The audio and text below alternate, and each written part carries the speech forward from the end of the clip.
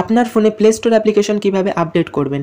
সাধারণভাবে আপনার ফোনে যখন হোয়াটসঅ্যাপ, ফেসবুক, ইনস্টাগ্রাম এইসব অ্যাপ্লিকেশনগুলো আপডেট আসে, তখন আপনি নর্মালভাবে প্লে স্টোর অ্যাপ্লিকেশনটা ওপেন করে ওখান থেকে এইসব অ্যাপগুলো আপডেট করে নেন। কিন্তু যখন আপনার ফোনে প্লে স্টোর আপডেট আসবে তখন সেটা কিভাবে আপডেট করবেন, এটাই আজকের ভিডিওতে দেখাবো। ওই জন্য ভিডিওতে একটি লাইক করুন, চ্যানেলটা সাবস্ক্রাইব করে রাখুন। প্লে স্টোর অ্যাপ্লিকেশনটা ওপেন করবেন।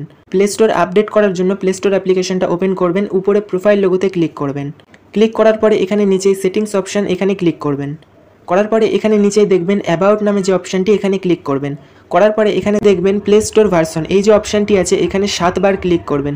1 2 3 4 5 6 7, ঠিক আছে। 7 বার ক্লিক করার পরে প্লে স্টোর অ্যাপ্লিকেশনটা কিন্তু অটোমেটিকভাবে আপডেট হয়ে যাবে, ঠিক আছে। তারপরে এখান থেকে ব্যাক করবেন, পুরো ব্যাক করে হোম স্ক্রিনে চলে আসবেন। এখানে কিন্তু প্লে স্টোর অ্যাপ্লিকেশনটা আপডেট হয়ে গেল। এইরকমভাবে আপনার প্লে স্টোর অ্যাপ্লিকেশনটা কিন্তু খুব সহজে আপডেট করতে পারবেন।